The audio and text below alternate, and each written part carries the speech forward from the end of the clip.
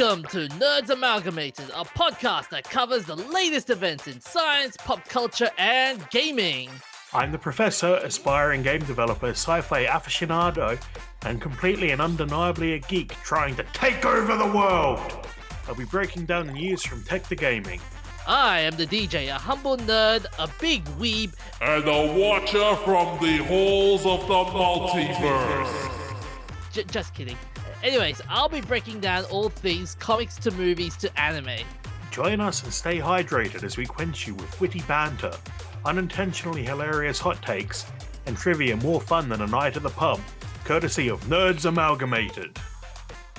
Welcome to another episode of Nerds Amalgamated. I am the DJ, and with me today I have I can't think of a word right now.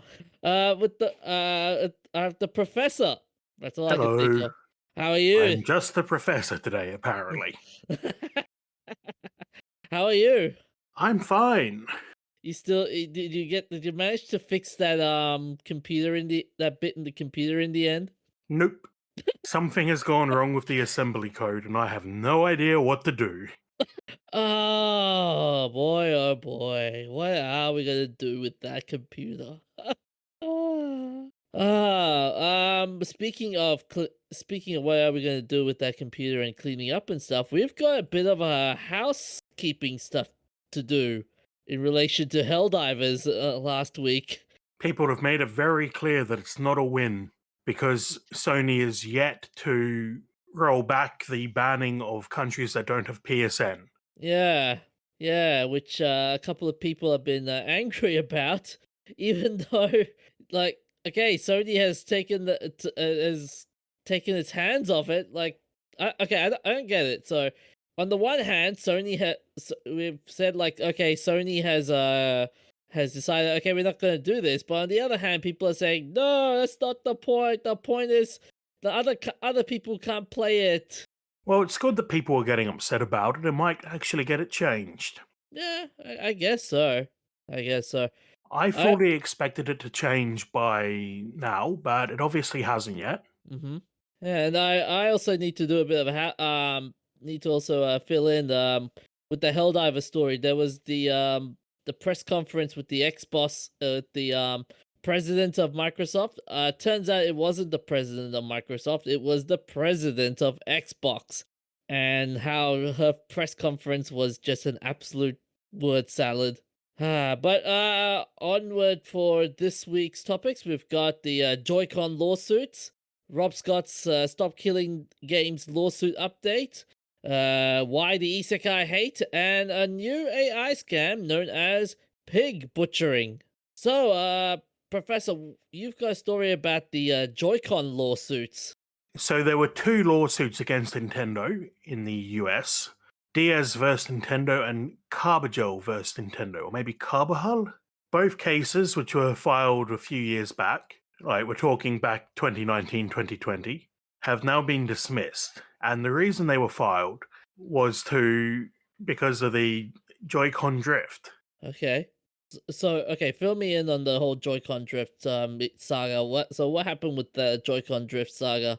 Well, there's a design flaw which seems to be most common on Nintendo controllers. Mm-hmm. Basically, the way the joystick is designed, wear and tear will cause it to eventually fail and begin drifting, which is when it inputs a direction you're not holding. Yeah, makes sense. And the problem is this wear and tear is happening way too quickly. There are ways to mitigate it.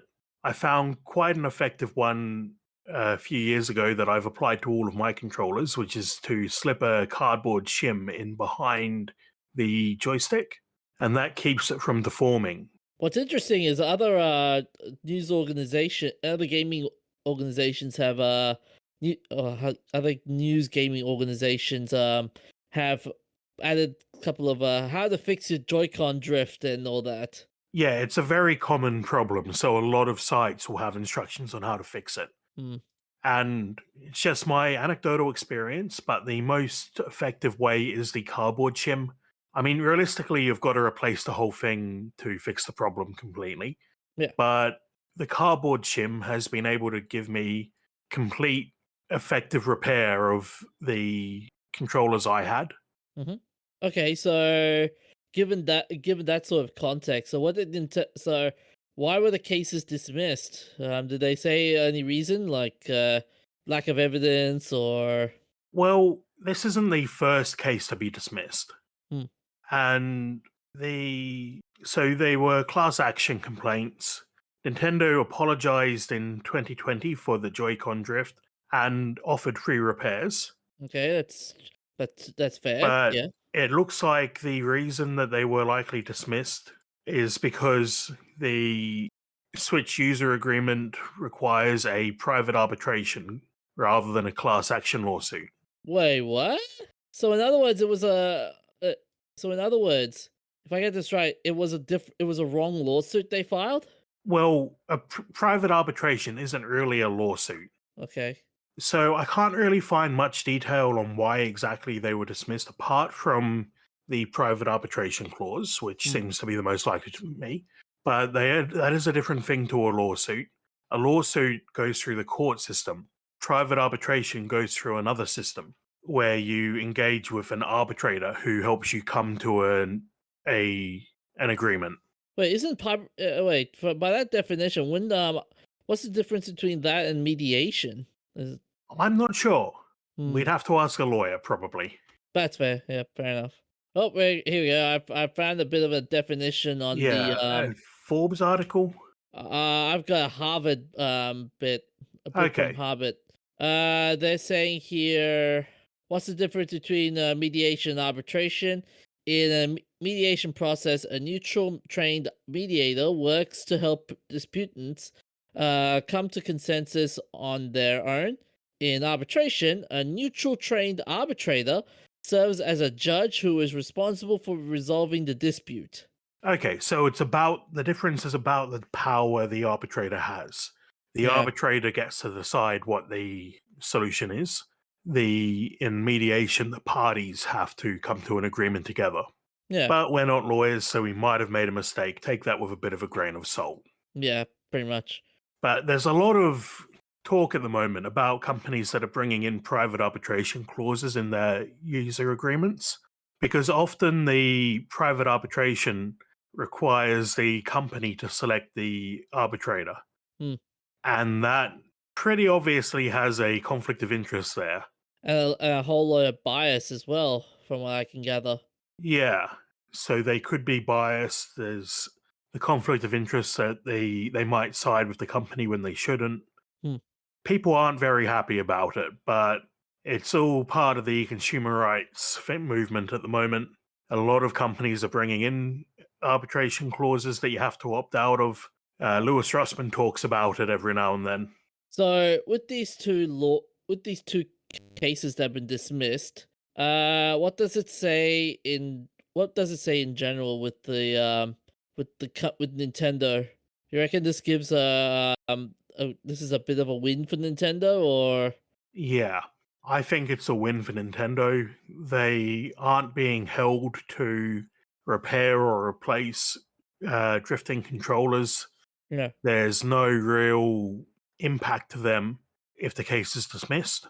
I suppose if it goes through arbitration, that's still only a solution for the parties who go through the trouble of going to arbitration. It's not going to require Nintendo to make a systemic change that will benefit everybody. Yeah, yeah. I'm also reading some of the why the cases were dismissed, and there was also an addition of because minors failed to allege ownership of the console and the assignment of the right to sue, they lack standing to pursue a CLRA and unjust enrichment claims. Yeah, that's yet another case which was dismissed last year. Yeah. In which Uh. case, two parents filed on behalf of their 10-year-old, Hmm. and the court found that the parents were the owners of the console, not the child. And basically, uh, the panel didn't have to rule on it because there was no agreement between Nintendo and minors. Ah, damn. That feels like a technicality, if anything. It does. Oh, it sucks. The one But thing yeah, that's this is another case where they've had to go to arbitration over settling it in court. mm, the one thing that's going to be interesting with after now with these lawsuits being dismissed and all is it puts the whole consumers' rights on a microscope. Like consumer rights back then are not like consumer rights now. Like now it picks up very very quickly. What do you mean by back then? Like you can get you can get clear evidence, you can get like clear and present evidence essentially. Clear and present evidence of what? Like if a company is doing mismanagement of a And product, when is back then? like the 90s for example, or the 80s for example. I actually think, in my limited knowledge of the 80s, consumer Mhm. rights are better now than they were. Hmm. And the reason I think that is because companies are putting in so much effort to get consumer rights rolled back. They wouldn't be doing it if they weren't having an impact. Yeah, makes sense. But that does tie into my second update for today. Oh, yep. The Stop Killing Games campaign got a response from the UK government. Oh They boy. passed 10,000 signatories, and the petition was passed to the Department of Culture, Media and Sport, who said, quote, "The customers should be aware that there is no requirement in UK law compelling software companies and providers to support older versions of their operating systems, software or connected products. Translation. There may be occasions where companies make commercial decisions based on the high running costs of maintaining older servers for video games that have declining user bases. Basically, Translate. there's no law that they have to do anything, and Translation. they can shut down if they want. And no, I'm not going to let you translate. I'm translating. All right, all right. Go on. Translation. They can't do jack. They can't do jack shit. Well, there's a but. Yeah. What's the but? Well, it's colloquial for the rear end of a human. Yeah. I don't know why you're asking me this during our podcast, but okay.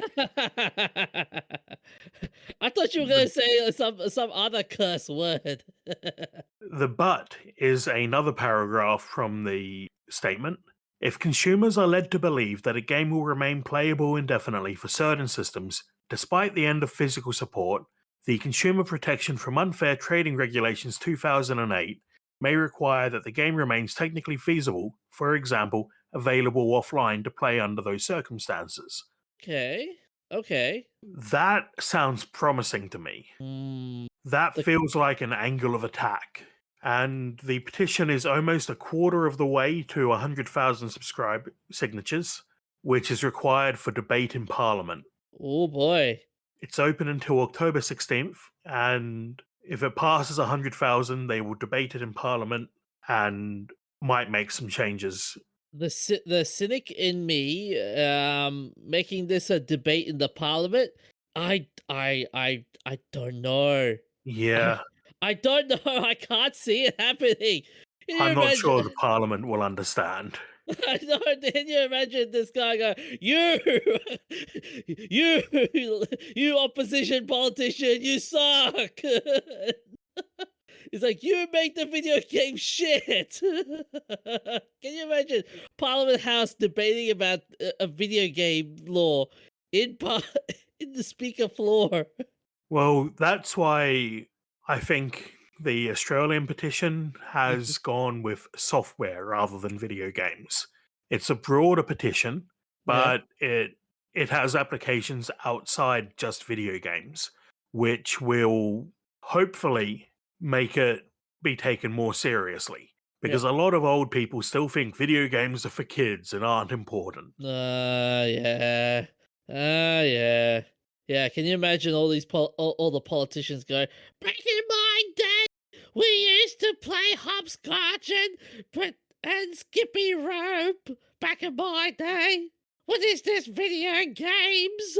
Yeah, and for a long time we didn't have an R rating for video games in Australia. Oh And yeah. I am convinced that the reason it took us so long was because the Bureau of Classification was run by a bunch of old fuddy-duddies who didn't understand video games. I used to remember there was a story where one of the politicians was so against the R rating that gamers apparently went to his house and wrote threatening messages and stuff, and it got so bad to the point that the politician was saying, "I instead of like violent terrorist, I'm afraid of gamers." I'm like, I dude. missed that entirely. Can you find me a source of that? Okay. Oh yeah, sure, man. It was a politician of sorts. I forgot who it was. Uh, I've got to find. I've got to find it. I've got to find it. It's. I know it happened, but I. It was. Oh, it was a South Australian general. It was a South Australian Attorney General. He said that. Hang on a second. Michael Atkinson. I think that's his name. Well, while you're looking for that, Yep. Yep. by the time this episode comes out, the Australian petition will be closed, currently sitting at 9,213 signatures.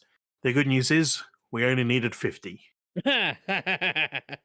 So, do you reckon if okay, with the level of exposure showing on the parliament floor and onto the and on news sites and stuff, can you see a way out? Can you see Ubisoft going, "Hey, with all this exposure, I think it's I think this is not helping us.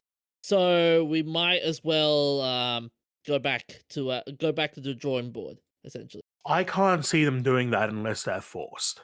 Hmm. Because gamers have short memories and game developers are very good at holding on throughout a boycott. And what can the players of the crew boycott? The game's gone. It's not like Helldivers, which only just came out, and a boycott actually had some impact because it meant they weren't making any microtransactions. Yeah. Yeah. So this petition, approaching 10,000 signatures, I expect will be referred to a minister, and eventually the response will be presented to the House of Representatives. There we I'm go. hoping we'll see that change come through soon. There we go. I found it. It was in 2010. So, hang on a second. Senator Atkins' basic premise for not supporting the R rating is because there's no need for the risk of children to be exposed to the level of violence. On Monday night's ABC2 program Good Game, Senator Atkins, along with the Game Development Association of Australia, or asked about the issue about this. Hang on a second. Blah blah blah. But Atkins is a little rattled. About 2 o'clock in the morning, I had a threatening note from a gamer shoved under my door. I feel like my family and I are more risk from gamers than we are from motorcycle gangs who also hate me and are running a candidate against me. Right. It's like I'm scared I'm scared of the gamers than the bikers. Like, we're not that violent, No. That just reminds me of when they blamed Columbine on gaming. Oh yeah, yeah. These kids weren't violent because they played games. Who could? Okay, who could forget D&D and Satanism? Yep. Oh, that was a fun time. Ah, so okay, that being said though, how much of a push do we have to make then to make it more clear to Ubisoft that they are responsible for screwing things up in the gaming world at the current stage? Well, nothing changed when it came out that they had a horrible culture of abuse happening in their workplace. So I'm not convinced this will lead to a change in Ubisoft directly, Hmm. but I'm hoping it will lead to a change in the industry via laws made in countries that have consumer rights. Yeah. How do you think this will affect game developers as well? Like, do you reckon this will help you as a game developer yourself? Do you reckon it will help out, or you reckon that this will All it hin- will mean is that if I release a game that has a online component, Hmm. uh, it has to allow offline single player Okay. or to allow you to download your own servers or something along those lines, which, yes, is likely additional work, but I am all for it. Okay. Makes sense. Makes sense. Okay. On that note, we should go to our next topic. So you love isekai anime, right, Professor? I don't really follow anime. I Wonder. think the only Isekai anime I've watched is Sword Art Online, and even that I only got through the first season, I think. Yeah. That was a good. It was a good concept. I'll grant him that. It was a good concept. Anyways, the reason why You know what's even better? what's that? Sword Art Online Abridged. I knew you were gonna say that. I knew it. They took Sword Art Online, which is okay, it's Yep. nothing special, Uh-huh. and they made it amazing because it has actual character development. The comedy redub has better character development than the actual anime. Oh, Jesus. So you've seen all of them or just a couple of them? I've seen the whole series of Sword Art Online Abridged. Okay.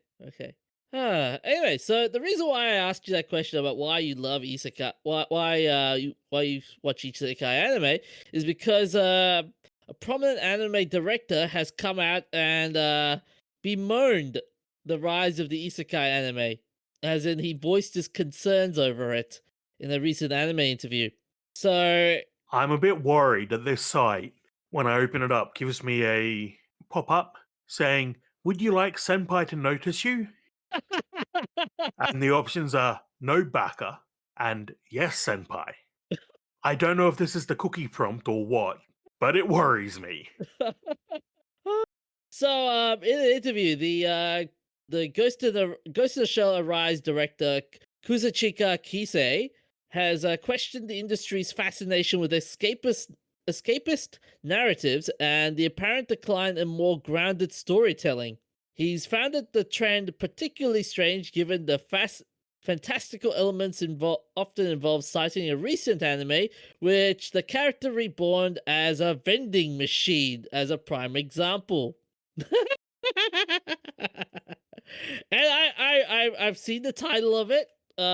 It's hang on a second. What is it called again? I've okay. This is the title of the anime. Okay, get this. Reborn as a vending machine, I now wander the dungeon. Or in its Japanese version, which I'm gonna butcher it. Sorry, apologies to the Japanese audience.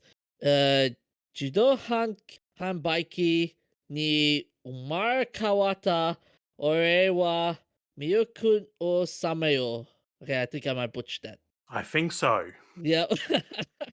And the title and the premise to that anime is basically an unnamed Japanese vending machine otaku is crushed to death by a falling vending machine. He then finds himself reincarnated in the fantasy world dungeon as a sentient vending machine. He can see and hear, but is immobile, with his speech being limited to stock Japanese vending machine phrases such as "hello there" or "too bad." As a vending machine, he discovers he can dispense any item he has brought in his previous life and can convert such sales to points, thus sustaining his existence. Oh, Jesus Christ! Some of this plot is just weird. Yeah, anime gets weird.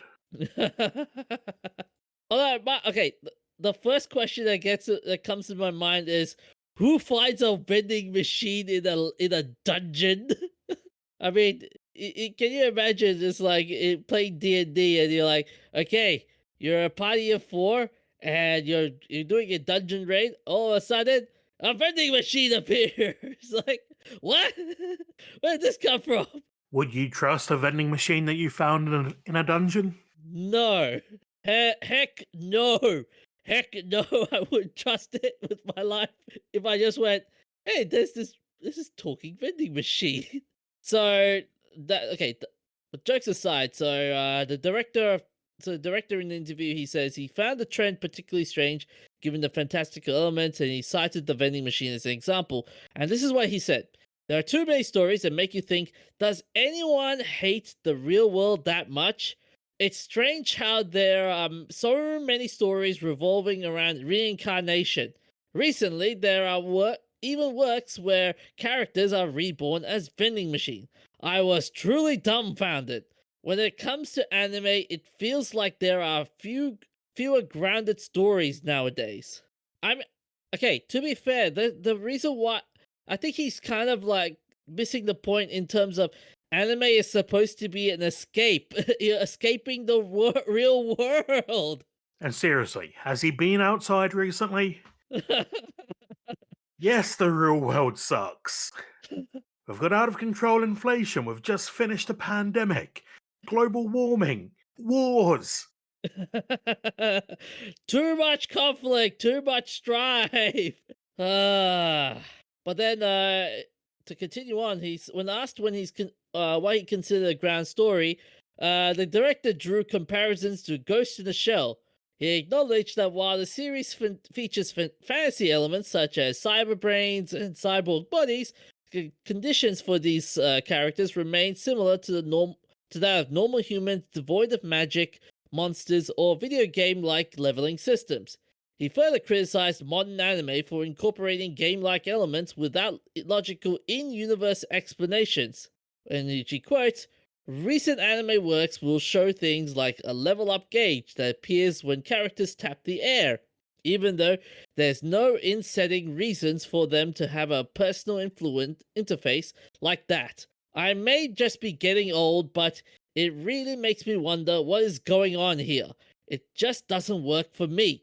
Well, it I'm- obviously works for somebody because there is a huge market for it. Oh yeah. Isekai anime is like it's the flavor of the month. It's the flavor of the month nowadays, and like to question, like, yes, okay, sure, it's becoming too popular right now, but it's the flavor of the month. You can't beat the flavor of the month. It's like it's like going, okay, I want to make another superhero movie. Okay, is it going to be a Marvel or DC? No, it's indie. No, okay, no, forget about it then. Your movie's not going to be known. And sure, like there, and what's wrong? And like, the one thing I don't understand is, yeah, sure, you can have a grounded story, but nowadays having a grounded story, it's just there's too much nuances now. Especially when you have audiences trying to go like, okay, I don't like this certain character. Okay, I don't like this certain certain other character. And do this character ship with the other character, or do this character have a tragic backstory, or do this character have a different backstory? Like, it's just too much nuances to deal with when you try and make a grounded story, and no one has that time to fill in the blanks. Essentially, the other thing also, the whole like incorporating game-like elements without logical in-universe explanations. Yeah, okay, yeah, that's I feel like that's just a nitpick. It feels like a nitpick. Why Like, is that? because like there are some isekais that don't do the whole game-like elements in terms of oh yes, tap the air for interface, for example. Like one anime I can think of right now, Konosuba. Oh wait, no. Yeah, Konosuba doesn't have that whole in-game universe interface. Or another one I can think of, jobless reincarnation, for example. Or So my you've just found a couple of exceptions to the rule. But but that being said, that being said though, the exceptions do not the exceptions disprove the rule. Do they? Have you actually done a statistical analysis of anime? What God is your damn. sample size? Oh, by the way, the one more anime I could think of as well, Goblin Slayer. Oh boy, that's a crazy anime. Yeah, it doesn't disprove the rule that there are as a rule there has to be an in-game universe kind of thing. But that being said, what's my sample size? I will say 50 anime. And most of them have most of them have a sort of game interface along with it. But hang on a second.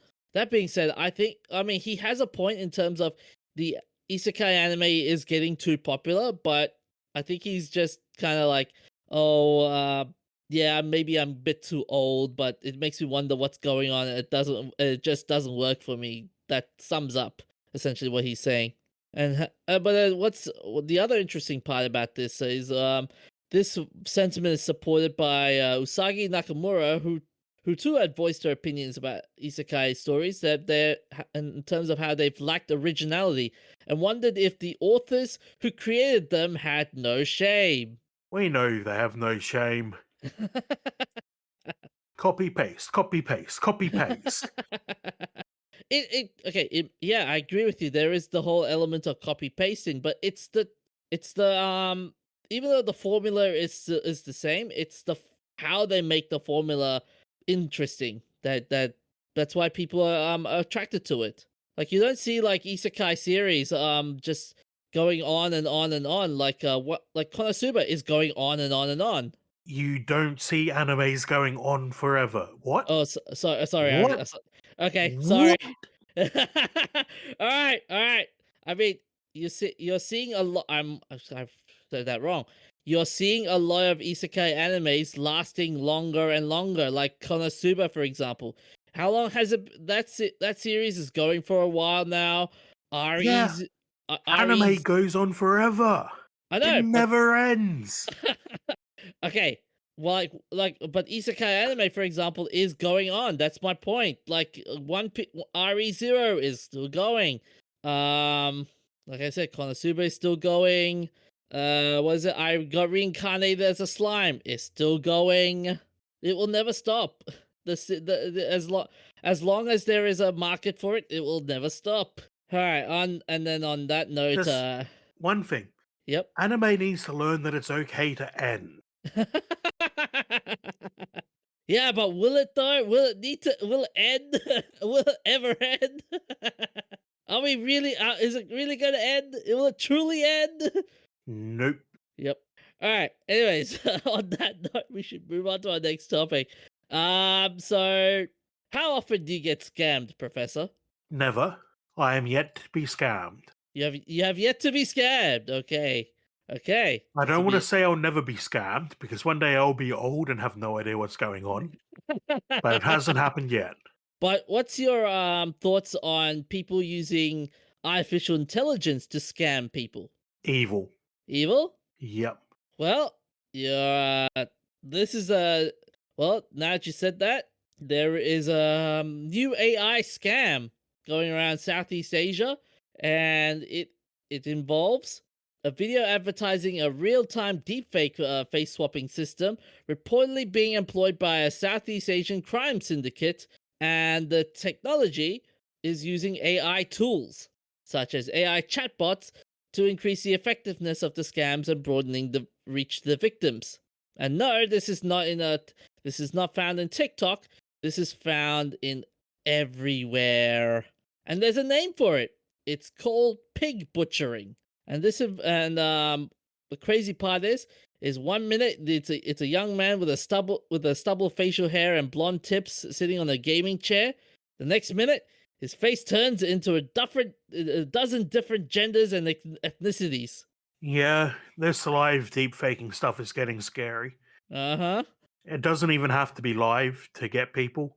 Oh, A few yeah. months ago, there were people using deepfake audio of Joe Biden to call people and tell them not to go out and vote. I saw that. Oh, that was pretty funny. And this thing has been going on since 2020, sorry, where a lot of Chinese run call centers will run scam operations, and they will be in Southeast Asian countries such as Cambodia, Myanmar, and Laos. Their trademark is Sha Pan, or pig butchering, and where the victims are contacted through social media or text messages, befriended or seduced, and then lured into fake investment schemes, usually crypto. And they're initially employed and victimized mostly ethnic Chinese, but are reportedly increasingly targeting people from different nationalities following a crackdown by Beijing. Earlier this year, the United Nations Office of Drug and Crime warned recent advances in language model-based chatbots, deepfake technology, and automation has enabled more sophisticated and damaging cyber fraud schemes. That's scary. Yep. I have been getting a lot of scam calls recently, all coming from phone numbers outside Australia. Uh-huh.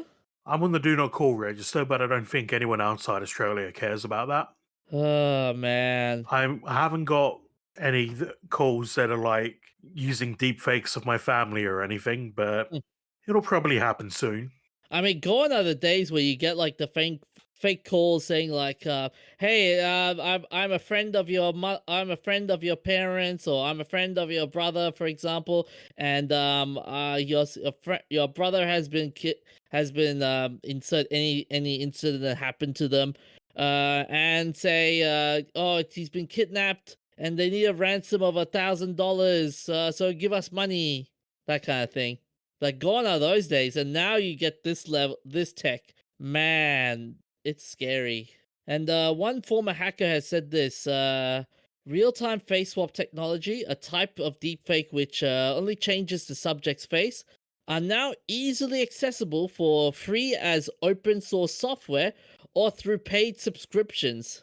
Yeah, the level of effort to create a functioning scam Hmm. has gone down massively in the last couple of years. Oh yeah, yeah. So one type of software was given to the ABC, and this one's provided Chinese language advertisement seen by the ABC boasts that its AI real-time face changing is essential for precise chat and pig butchering scams. This software also integrates voice cloning, which can imitate a target with 60% to 90% similarity. However, the ad warns it only matches the timbre of the voice. So you need to figure out the target person's speaking rhythm, speaking habits, tone, stress, and tongue rolling, it says. And there's another software which offers 24/7 support, door-to-door delivery in Cambodia, and claims to have installed its products in more than 1,000 compounds. This is scary. This is too scary. Yep, we're in wild times. Uh-huh. Although that being said, though, there are while this technology is crazy with the help of chatbots and whatnot, it's not all bad news though. So last month the ACCC, which is the Australian was again the ACCC anti-corruption. The ACCC. Here we go, the Australian Competition and Consumer Commission. That's the one. That's it. Yeah. So the ACCC, National Anti-Scam Center, said while more scams were reported in 2023 compared to 2022, the total amount of money dropped 13.1% to 2.74 billion. However, the spokesperson warned that the emergence of new technologies. ScamWatch continues to see growing sophistication in scam approaches and is alert to the risks AI presents. It makes scams harder for the community to identify. The community should continue to approach any request for personal information or money with caution or exercise caution when clicking on hyperlinks. That all just sounds like typical stuff. And they I continue. think the real protection against pig butchering Yeah. is not to have your voice out there in over 200 episodes of a podcast so someone can make a phone call pretending to be you. And the spokesperson also said that the bots are used to give impression that other real people are interested in the product and are receiving financial benefits from the scam. AI is also being used to create videos for investment scams, often capturing or creating images or footage of celebrities with audio endorsing the scam. The spokesperson added. Now, Yeah, that's just that Elon Musk thing that's been all over YouTube. Oh yeah, Where the yeah. accounts keep getting hacked and playing Elon Musk talking about cryptocurrency videos. Yeah. I remember that. I don't know whether you remember this. Linus Tech Tips, when his account got hacked. Yeah, And, he's probably the most famous. Yep. Man, I felt sorry for Linus when he had that happen to him. But that being said, though, the other crazy part about this is, remember how a while ago we were talking about AI with celebrities protesting against AI at the Hollywood strike, Yep. and how I said, can you imagine these voice actors using AI on Cameo? Yeah, they could create a pipeline of artificially generated cameo videos. Oh yeah, yeah. Now, can you imagine someone, your suspected person paying a celebrity to say something? He records it and then uses a program to make it to make a scam using that voice he paid on Cameo. Well, you wouldn't even need to pay. Celebrities already have their voice out there. Oh yeah, yeah, yeah. But if you need a more like like celebrities' voices out there, sure, that's great. But then the problem is there are too many variables. Like is it clear? Is it is it eligible to be No, heard? I don't think you understand. How so? These AIs, these deepfake AIs, require a significant amount of content. Hmm. The more content you can feed it, the better the results will be. Okay, but wouldn't that require? So, one cameo of a Yeah, minute long or whatever yeah. is going to give you a result that isn't very good. Hmm. Feeding it in, 100 hours of interviews is going to give you an excellent result. But my question would be though, it would be the clarity of the call. Like the clarity of the content would be very different to just getting a Cameo call. Just take the audio and apply a filter to it to make it sound like it's coming over the phone. Hmm. It's really not that hard. Makes sense. Yeah, especially with the number of apps you can see on phones nowadays to make the phone conversations crystal clear. And to end the story, there are some advices the cyber criminal experts have said, which is which is in the past a key red flag to indicate someone was a scammer was that they would refuse to do video calls.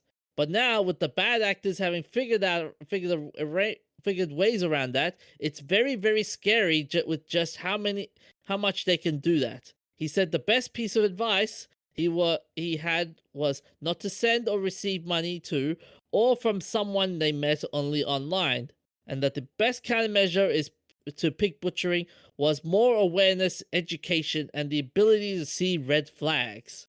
Which ends with the quote: even if it feels real and the relationship has been going down for a while, if it feels originated from the internet and if it's slowly turning towards matters involving money or cryptocurrency, steer well away from it.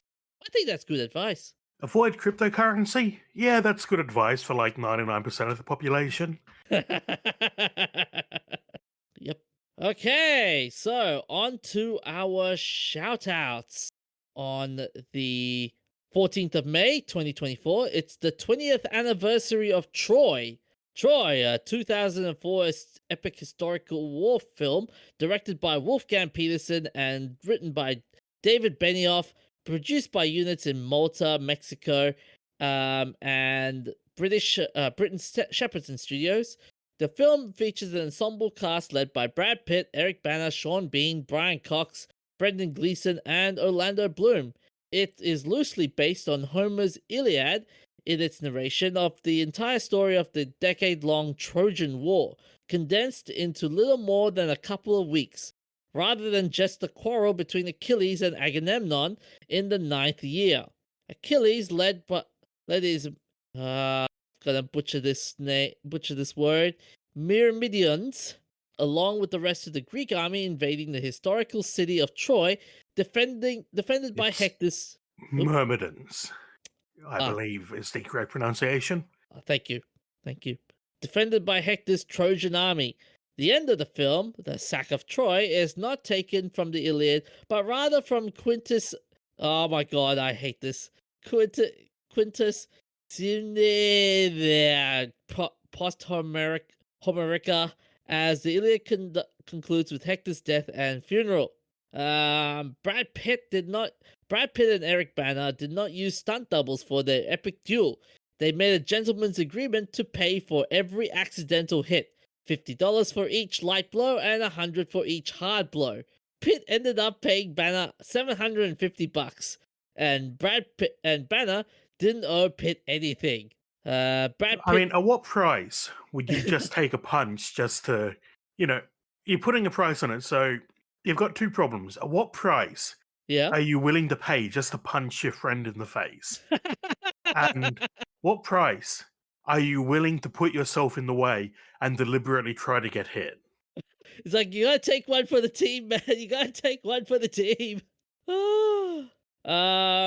Brad Pitt trained for 6 months to get a body that looked like that of the Greek statues. That's commitment right there. That's very committed. A hurricane tore down the set at night and wiped out Brad Pitt's house. Pitt woke up around 4 a.m., but he was too tired from the night before that he slept through the hurricane. What that was that's something. Brad Pitt claimed the film was torturous for him because he had to quit smoking. I mean, that would explain why why it took him 6 months to get that body. Yeah, smoking doesn't help you exercise. Yeah. And as Achilles strolls along the beach among the unpacking Greeks, he teases Odysseus about being the last one to show up. This is an inside joke for those familiar with the Odyssey. Odysseus was the last Greek to return home from Troy because he clashed with the various gods. Yep. And all the male cast had to shave or wax their chest. Eric Bana usually had a hairy chest, but he had to wax it completely. Oh, that's going to be painful. Oh, that's very painful. On the 16th of May 2024, it's the 10th anniversary of Godzilla. This is the Bryan Cranston edition of Godzilla. Yet another example of a thing that doesn't need to be rebooted again. Although, mind you, this was the first film in the MonsterVerse, the MonsterVerse that we're seeing right now, especially with Godzilla and Kong, and Godzilla and Kong Frozen Empire. But Isn't Frozen Empire the new Ghostbusters movie? No, oh wait, hang on a second. Yeah, that's the new Ghostbusters movie. It's what is it? It's the Godzilla versus Kong. That's the okay. Hang on a second. Sorry, the New Empire. That's the one. Godzilla and Kong, the New Empire. So this 2014 American monster film was directed by Gareth Edwards, produced by Legendary Pictures, and distributed by Warner Brothers Pictures. It is a reboot of the Toho Company Limited's Godzilla franchise and the first in Legendary's MonsterVerse franchise. It is also the 30th in the Godzilla franchise and the second Godzilla film to be completely produced by a Hollywood studio. This stars Aaron Taylor Johnson, Ken Watanabe, Elizabeth Olsen, Juliette Binoche, Sally Hawkins, David Strathairn, and Bryan Cranston. In the film, an American soldier attempts to return to his family while caught in the crossfire of an ancient rivalry between Godzilla and two parasitic monsters known as Mutos. Godzilla is covered in keloid scars, raised thick patches of skin. The original Godzilla, in 1954, was heavily scarred to evoke the gruesome marks bore by the survivors of the Hiroshima and Nagasaki bombings. The sound designers used a 12-foot high, 18-foot wide speakers array to blast Godzilla's roar at 100,000 watts to get a good idea of his vocal power and strength. Yeah, that's How many watts? 100,000 watts.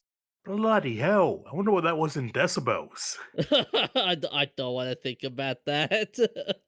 Toho Studios provided sound and engineer Eric Adal with the original 1954 recording of Godzilla's roar. He upgraded the roar to a more organic contemporary sound. According to Edwards, sound designer Eric Adal improved the original sound by spending 6 months over the 3-year production getting the roar right. Using microphones that could record sound inaudible to humans, the team found sounds to match the initial shriek and the finishing bellow. The new roar retains the musical key and cadence of the roar, going from a C to a D. The final version of was the 50th the team produced.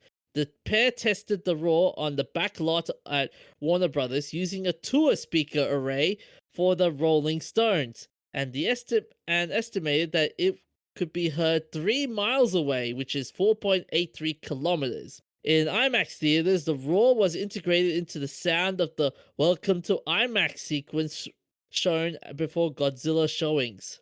Oh, that must have been really loud. The film contains 960 visual effects shots. The 3D model of Godzilla, made up of 500,000 polygons, appear in 327 shots. Had the graphics been rendered on a single computer, it would have taken 450 years to render. That is a lot of years. Gareth Edwards described Godzilla as an anti-hero. Godzilla is definitely a representation of the wrath of nature, the theme of man versus nature, and Godzilla is certainly the nature side of it. You can't win that fight. Nature always going to win, and that's what's the subtext of our movie is about. He's the punishment we deserve. And shortly before release, many Japanese fans began to complain that Godzilla was too fat. Many American fans retaliated with anti-fat shaming comments. How do you? How?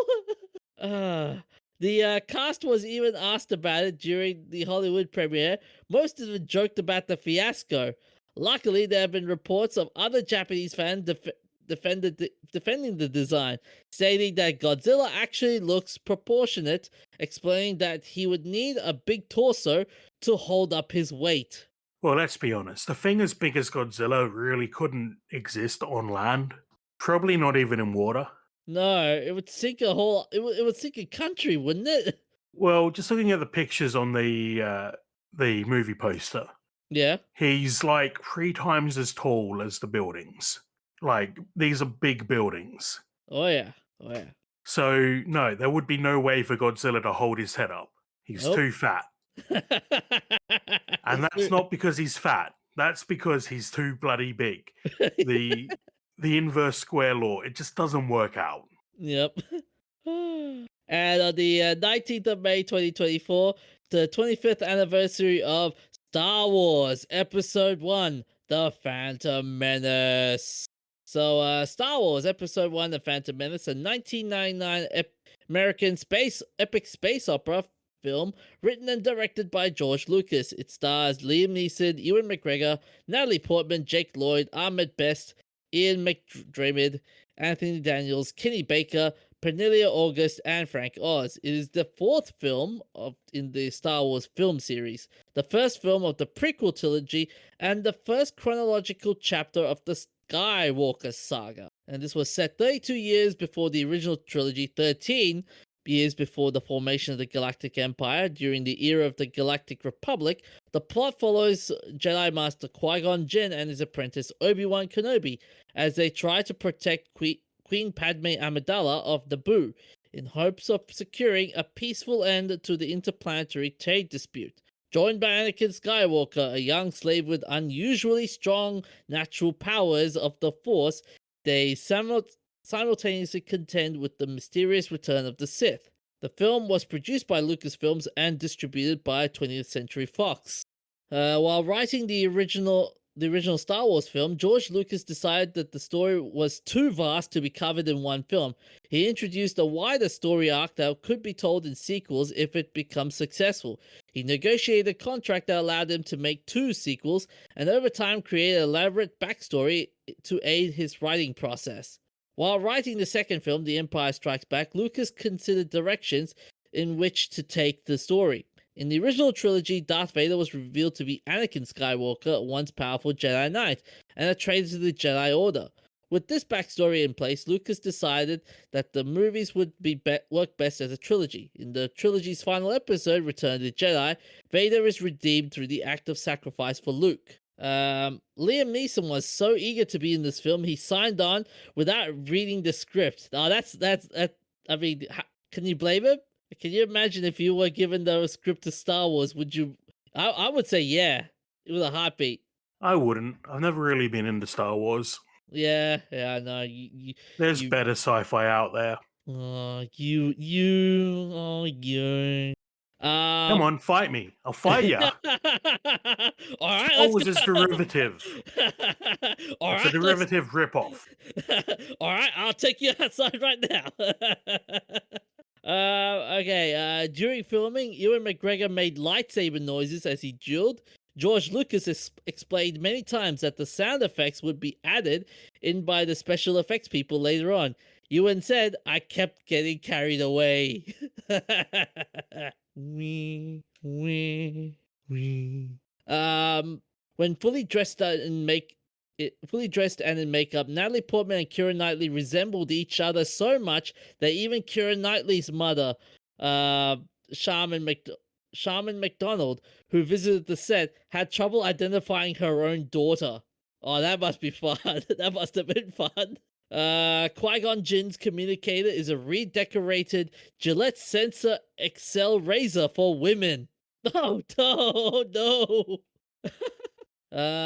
To continue on, Natalie Portman missed the premiere party in New York City because she had to go home to study for her high school final exams. To create the sounds of the spectators during the pod race scene, sound designer Ben Burt took a recorder to the San Francisco 49ers game and recorded the crowd's reaction. Anakin's theme is a musical variation of the Imperial March from Star Wars Episode 5, The Empire Strikes Back. Jake Lloyd has said that he retired from acting because of the trauma he experienced after playing Anakin Skywalker. According to Lloyd, other children constantly teased him about the role, for example, making lightsaber sounds whenever he walked by. Lloyd also said that the situation was made worse because, in his opinion, the film did not meet his fans' expectations. Despite this, Lloyd has reprised the role of Anakin in several video games and has appeared at several conventions and events. A few USC students took the Japanese Laserdisc and made their own edit of the movie. Contrary to popular belief, it does not cut out all the scenes featuring Jar Jar Binks, but does remove many of the sillier and more distracting moments, and makes other minor tweaks. It became known as the Phantom Edit. George Lucas required to see a copy, and then Lucasfilm issued a press release reiterating that it is illegal to copy and or edit a Lucasfilm property. Ewan McGregor, who plays Obi-Wan Kenobi, is the nephew of Dennis Lawson, who played the rebel pilot Wedge Antilles in the original trilogy. Lawson and McGregor reprised their roles in The Rise of Skywalker, though for the latter it was a vocal cameo. And on to our messed up moments in nerddom, number 14. What do you have for us, Professor? The Acoustic Kitty. Oh no, I'm gonna dread this, aren't I? Maybe. What do you think it is, going by that title? It's gonna be a gun featuring something with acoustics in it. A gun called the Kitty. Hey, I mean, I could be wrong. I could be dead wrong. Now that just reminds me of the game Postal, Yeah. and how you use a cat as a silencer. Yeah. That game is messed up. Oh, no, I don't want to think about that one ever again. Anyway, the Acoustic Kitty was a 1960s CIA project in which they took a cat, formed a 1-hour-long veterinary operation on it to implant a microphone into its ear canal, a radio transmitter into its skull, and an antenna into its fur. The idea was that the cat would go on to spy for them. Like, they would let the cat go and wander around the Soviet embassy, and it would listen in on people talking. Oh,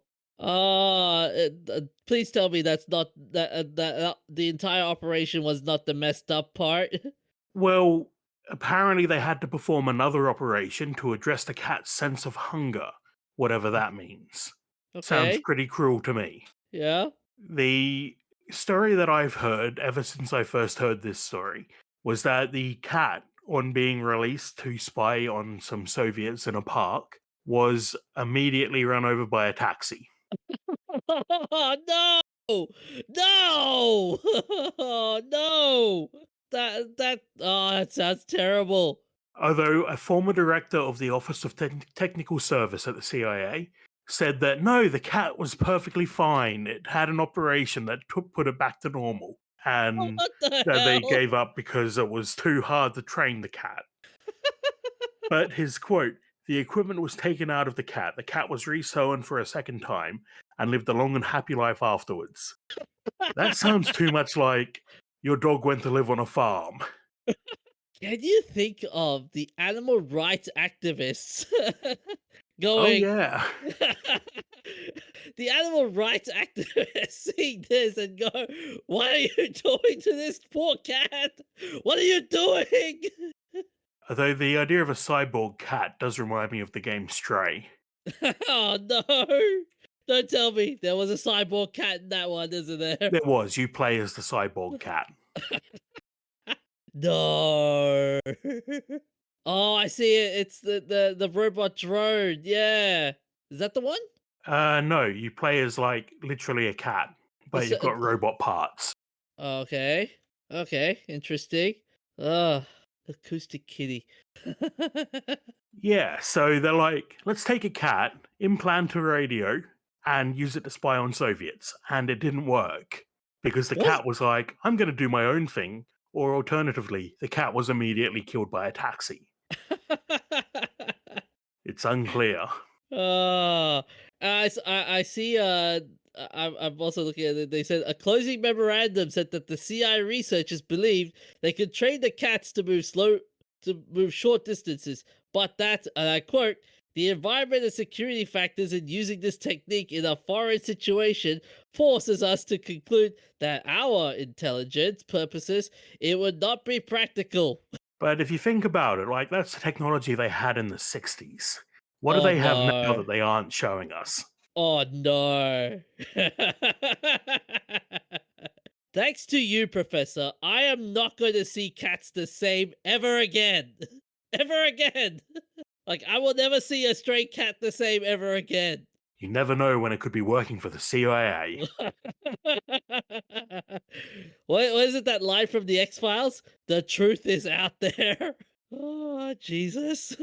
And on that note, with the amount of wackiness, we'll go to a wacky movie. And on the 17th of May 2005, not Space Fighter, Sci-Fi Fighter premiered. No, just Sci-Fighter. Okay. Sci-Fighter. Oh. So Sci-Fighter dished up virtual thrills by the way of science fiction. This sci-fi action flick starred Don Wilson and Lorenzo Lamas, and here is the plot summary. A well-meaning genius creates a virtual reality game that leaves his grandson trapped within while a virus invades. The boy's father enters a virtual fighting game in order to combat the virus and save his son before they're both trapped forever. That sounds so corny. Although this was 2005, so it's best to give it some justice. I mean, if you just said the title and the plot line to me, I would have put it somewhere in the 80s.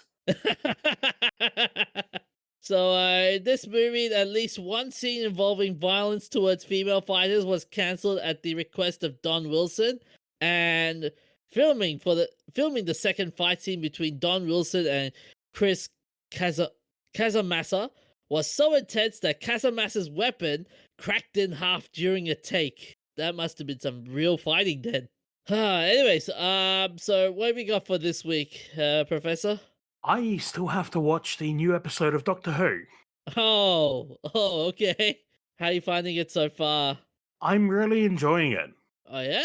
Okay. Interesting. Interesting. I've been hearing some interesting feedback from people on social media about it. Like, some are saying it's good, some are saying it's terrible, some are saying it's mid. So I'm kind of like, okay. I mean, I haven't seen anybody say it's actually terrible yet.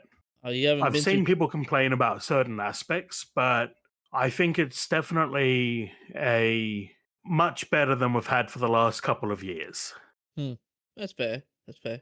As for me, I'm going to be rewatching the Blood of Zeus series. Season 2 has come out, and I've seen the second season, but I want to watch it from season 1 to season 2. So that's gonna be my fun activity for the week ahead. And I'm gonna be assembling some Gundam as well. So that'll take my next few days for a while. Well, Anyways, sounds like that's all from us. So look after yourself, stay hydrated, and we will see you next week. you can find us on that'snotcanon.com. You can find us on Instagram, Facebook, Twitter, and YouTube. And on that note, stay happy, stay nerdy. See you guys.